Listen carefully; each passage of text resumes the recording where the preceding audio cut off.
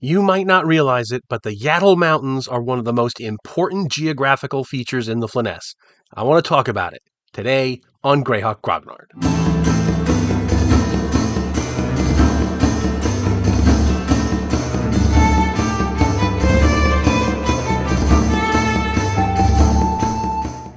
So the Yatil Mountains, that's these guys right here, this whole mountain range, is one of the most significant geographical features in the entire Flanaess. And it really is a focus of so much of the history and the geopolitics of the Flanaess as we are given it in the sources, that it is really worth doing a deep dive on this thing, because it will become it's surprising just how much relies on the Yatil Mountains and their nature. So first and most obviously, the Yatil Mountains here uh, are a civilizational barrier. They keep the Backloonish nations over here um, separate from the rest of the Flanaess, from the Iridian, Sewell, and Flan peoples, and that is an enormously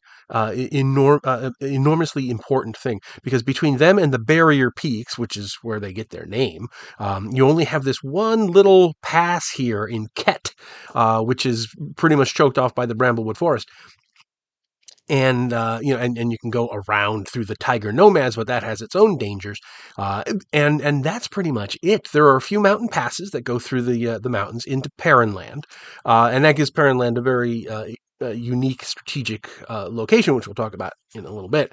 But that notion that the Yatil Mountains are really keeping a lot of the Backloonish nations at bay is enormous, because without it, the Backloonish nations, there are some Backloonish strains up here in the Nomad lands, but without that, they could come straight ahead and come into into the Flanaess.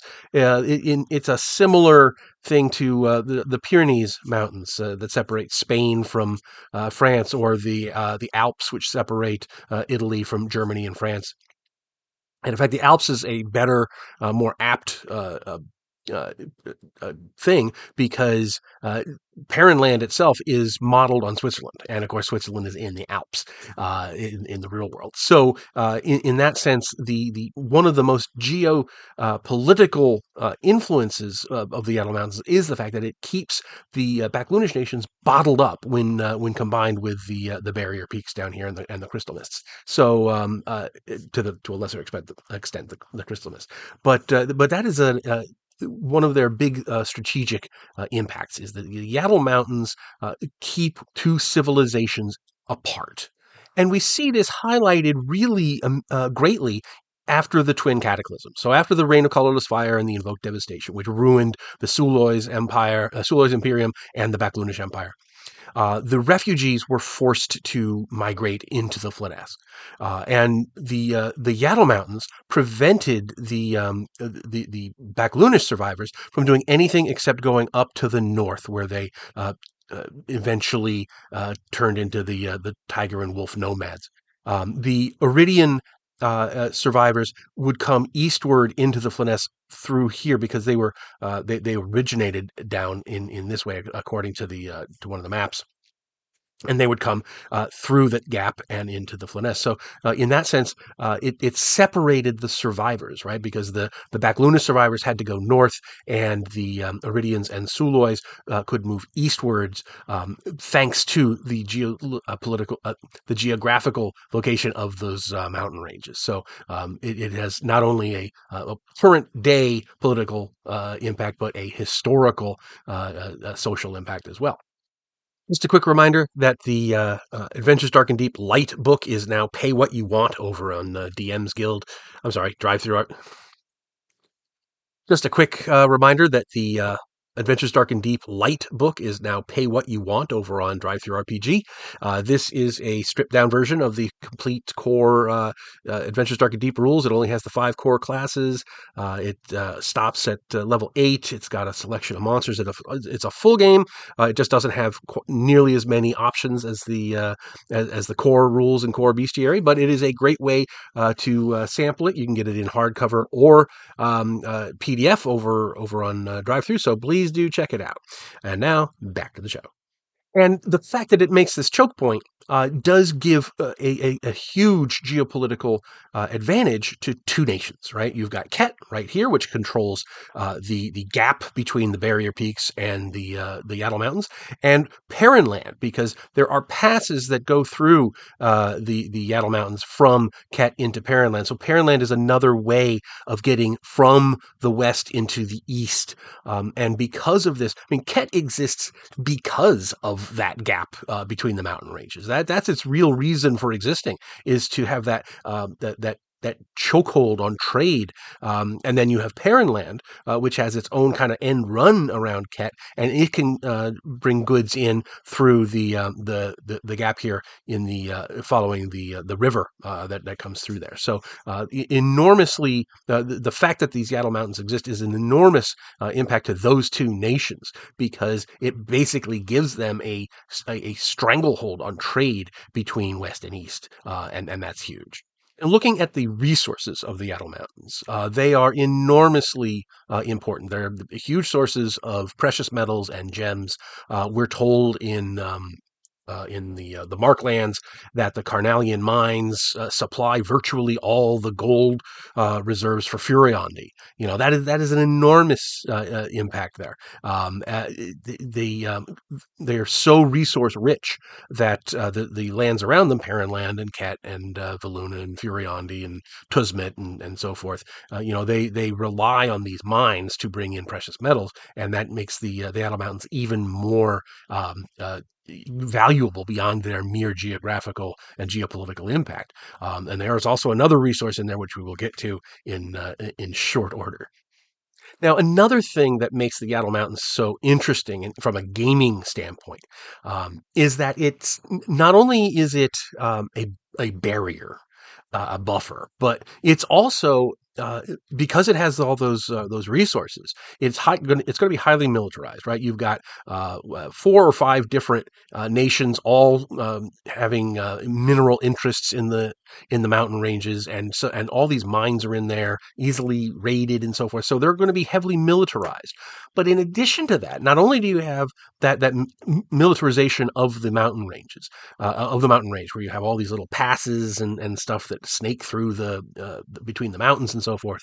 But the mountains themselves are also home to a ton of different monsters. You've got orcs, ogres, giants, trolls, dragons. There's all kinds of things that are hanging out there, and those are periodically going to spill out into the surrounding nations. So you've got this churning wheel of chaos in the Yatil Mountains that they're strategically invaluable. They're intrinsically valuable because of the precious metals and gems that they have, but at the same, and because of that, they are highly militarized. But at the same time, you've got all these monsters and humanoids in there that are going to periodically spill out and wreak havoc into Furiondi and Valuna and Ket and Perrinland and Tusmet.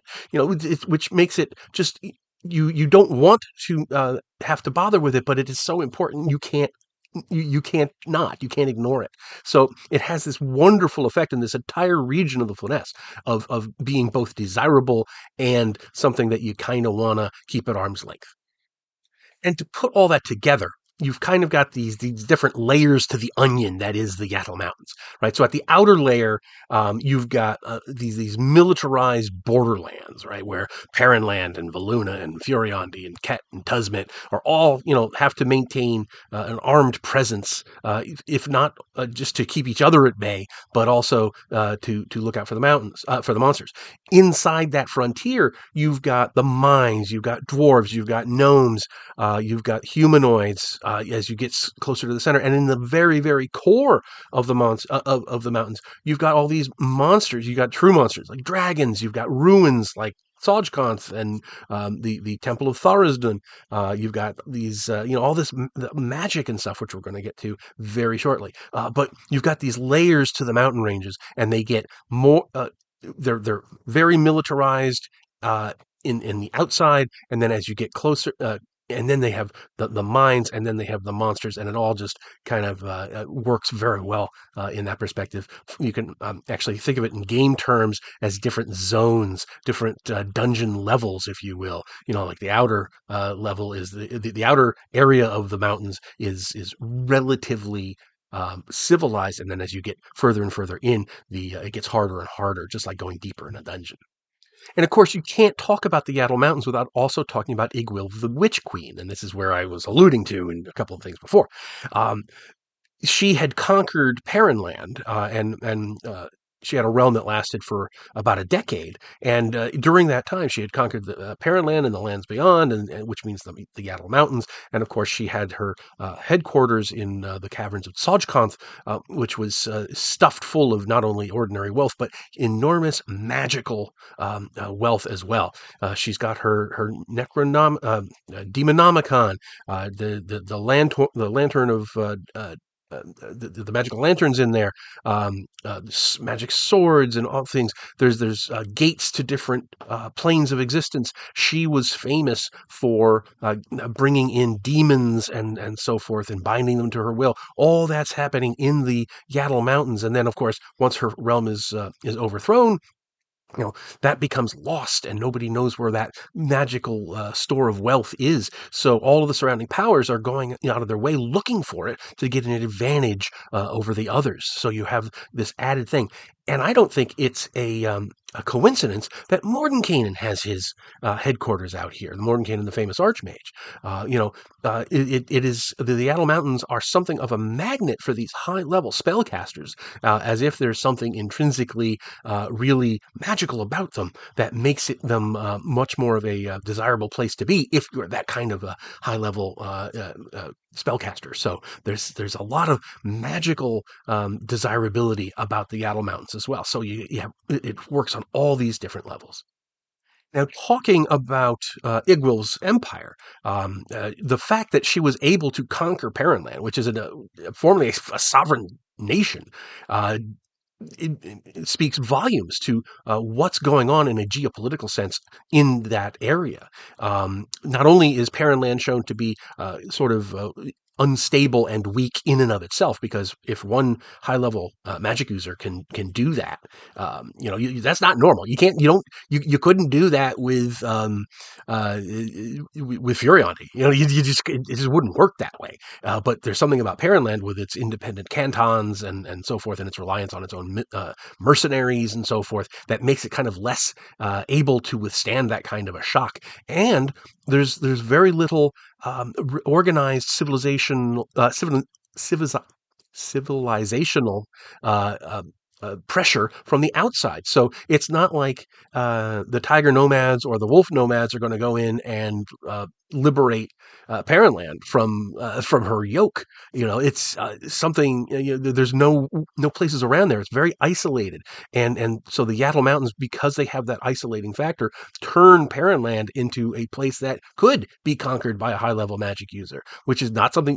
The Duchy of Ten couldn't happen there. Valuna, it couldn't happen there. Kaolan, but Perrinland, because it's isolated and there's no friendly nations around it to render assistance, it's vulnerable to that kind of shock and awe by a high level magic user with very high level magical assistance, that makes it something of a unique case in the Flanaess. And I think the Yatil Mountains geopolitical feature of it being a barrier really hurts Perrinland in that respect. And the fact that you have these competing powers that are, some of them are weak, like Perrinland is relatively weak in that respect, but they're all in there. They're all in this almost a gold rush looking for Iggwilv's treasure, and you have spies all over the place. You have different adventuring parties that are being hired by the others, mercenaries. Um, You've got political impacts between the different nations. You know that there's tons of intrigue going on between Paranland and Ket. I wouldn't be a bit surprised if Ket wasn't involved in in like the elections, doing election interference in Paranland. There's all kinds of things you could do in there with this kind of geopolitical struggle. You have all this stuff. They're all looking for Iggwilv's lost hoard in there, and that's of course the whole plot of Sajkonth is in there. And then by accident you stumble across the Tharizdun temple, which that could be a whole nother layer to the onion. But again, that's another example of these really weird high level magical effects that are all clustering around the Yatil Mountains for some reason, and I guarantee you that is why it's attracting all those high level magic users. And we talked about the layering in a physical sense before, and you have those labyrinthine passes in the mountains and everything. But in terms of story and so forth, you have different layers of that onion as well. On the very surface, you got trade routes. That you got mines and trade routes and stuff. That's very mundane. Below that, it is a frontier space, as most of the spaces between nations in the Flanaess are. And it's got monsters and stuff like that. And then below that, you've got this much deeper layer of these lost magical hordes. You've got Sajkonth, you've got Tharizdun, you've got Mordenkainen. It has his fortress out there. That's got to be stuffed full of magic. So there's these things going, and then at the very bottom layer, you've got myths like the Tharizdun's temple is a perfect example of this. And the caverns of Sajkonth are as well. You have these kind of stories and legends and rumors and stuff like that, and then they turn out to be true. And then that transforms lore into myth, and that kind of stuff just makes it so much richer and better. Um, and all that stuff can drive your story in your game, and that's the key. That's why doing this deep dive on the Yatil Mountains makes so much sense, because it is a great place with all these different layers of things going on, geopolitically, magically, historically. It adds so much texture to the area that it's really a nice place for from a game perspective. So to wrap all this up, the Yatil Mountains have a bunch of different functions. On the very highest level, they are a geopolitical civilizational barrier, right? They separate the Baklunish nations from the Sularidian Flan nations to the east. That's at the most basic geopolitical level. Under that, there is an economic layer in there. The mountains themselves have tons of natural resources in terms of precious metals and gems, but you've got all these mines. You've got frontier settlements happening. There's going to be a lot of armies and militarization because of these great resources. So you've got that second level. And that kind of, because it's so heavily armed, it's going to, and the terrain is so difficult. You have a few passes here and there, but doesn't really lend itself to these large scale invasions. So the buffering aspect of the mountains really tends to keep large scale military conflict off the table there. But it then becomes a low level conflict zone, almost just like a constant.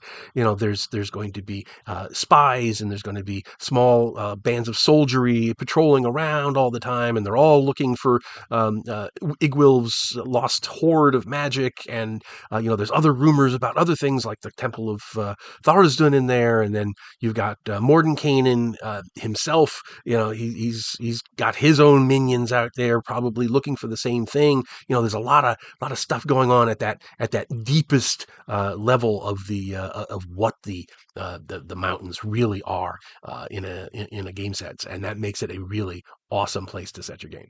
So just to wrap it up, the Yatil Mountains are both invaluable in terms of uh, practical resources, the metals and the gems, the potential resources. The Iggwilv's hoard is out there, and there's other magical things that are happening. But it is also a political powder keg with 4 or 5 different nations all laying claims to pieces of it, and they all have a very heavily armed presence to guard their own interests and to raid into the others.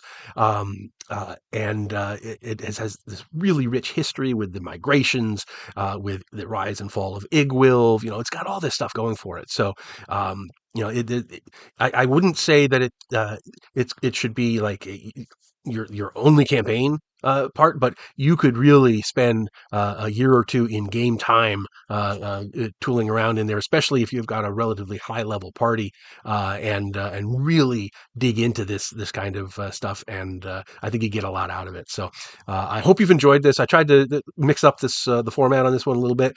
Do tell me what you think in the comments. I'd love to hear your thoughts on the Yatil Mountains and the history and the politics and everything. Hope you're all having a wonderful, wonderful day, and I will talk to you all later. Thanks for watching today's video. Please remember to hit the like button and subscribe to the channel. Below you'll find links to my Patreon, which helps make these videos possible. You'll also find the web store where you can buy my books, and my blog where you'll find all sorts of free downloads and other articles. Thanks, and have a great day.